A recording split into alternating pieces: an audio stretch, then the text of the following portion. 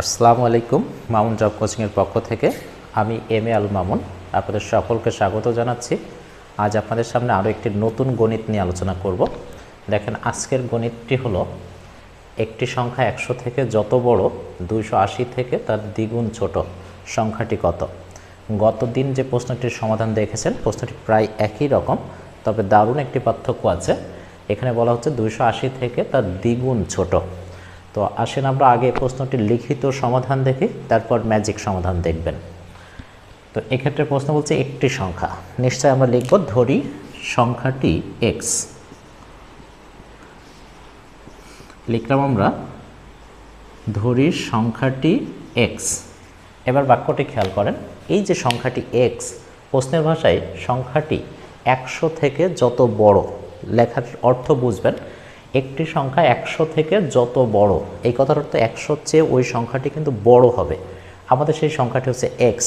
তাহলে কত বড়, শর্ত মতে আপনি নিশ্চয়ই এক্স বিয়োগ 100 এটা লিখলে কিন্তু ফলাফল আপনি 100 থেকে এক্স কত বড় এটা পেলেন। এবার প্রশ্ন বলছে এটা যত বড় 280 থেকে তার দ্বিগুণ ছোট। সেই সংখ্যাটা 280 থেকে এখানে যতটুকু বড় হয়েছে তার দ্বিগুণ ছোট। তাহলে 280-র চেয়ে ছোট, এই কথার অর্থ 280 বিয়োগ এক্স। তাহলে খেয়াল করেন, এখানে এক্স বিয়োগ 100 অর্থাৎ 100 এক্সের চেয়ে কত বড় এটা পেয়েছি।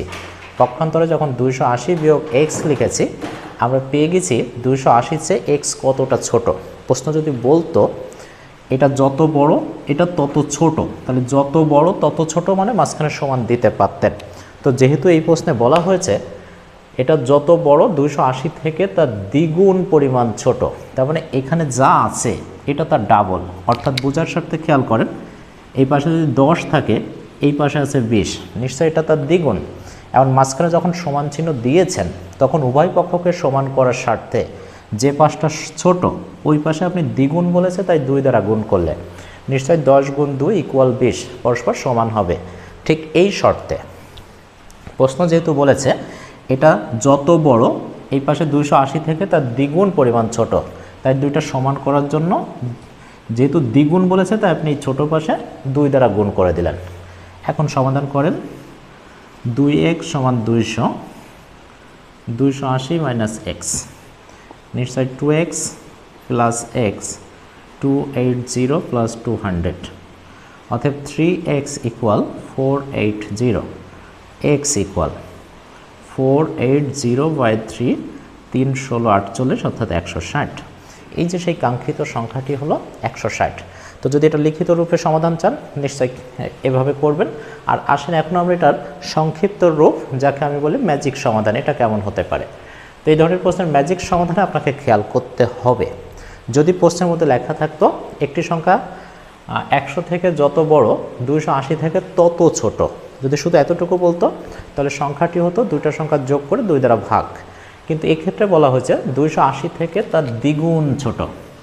খেয়াল রাখবেন প্রশ্নের মধ্যে যত ছোট তত বড় এই কথাটি থাকবে, তবে ছোট বা বড় কোনো একটি কথাকে যদি গুণ শব্দ দ্বারা প্রকাশ করে, গুণ, সেক্ষেত্রে আমাদের নিয়মটা পরিবর্তন ঘটাবেন।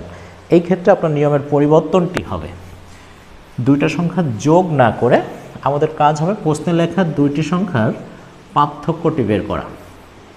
অর্থাৎ প্রশ্নে লেখা আছে 280 এবং 100, আপনার প্রথম দায়িত্ব 280 বিয়োগ 100, এটার পার্থক্য নিশ্চয়ই 180। এরপরে অবশ্যই একটা ভাগ চিহ্ন দিবেন। খেয়াল রাখেন এই কৌশলের সবচেয়ে মূল পয়েন্ট, এই পার্থক্য বের করার পর একটা ভাগ চিহ্ন দিয়ে কি দ্বারা ভাগ করবেন। এক্ষেত্রে আপনি মনে রাখেন প্রশ্নে যত গুণ উল্লেখ থাকবে, সেটা দ্বিগুণ, 3 গুণ বা 2.5 গুণ, মনে রাখেন যত গুণ শব্দটা উল্লেখ থাকবে ভাগের সময় আপনি তার চেয়ে 1 বেশি দ্বারা ভাগ করবেন। অর্থাৎ প্রশ্নে যদি 3 গুণ লেখা থাকে আপনি ভাগ করবেন 4 দ্বারা, প্রশ্নে যদি 2.5 গুণ লেখা থাকে আপনি ভাগ করবেন 3.5 দ্বারা। আমাদের সামনে লেখা আছে দ্বিগুণ, অর্থাৎ 2 গুণের থেকে 1 বেশি মানে 3। এই যে 180-কে 3 দ্বারা ভাগ করলে 3 6 18, অর্থাৎ পেলেন 60। এটাই উত্তর না, এরপরে আপনি আর সামান্য একটু কাজ করলে উত্তরটি পাবেন। এক্ষেত্রে উত্তর পাওয়ার জন্য আপনি প্রশ্নে লেখা দুইটি সংখ্যা অর্থাৎ 100 এবং 280, এই দুইটা যে কোনো একটা থেকে আপনি উত্তর বের করতে পারেন।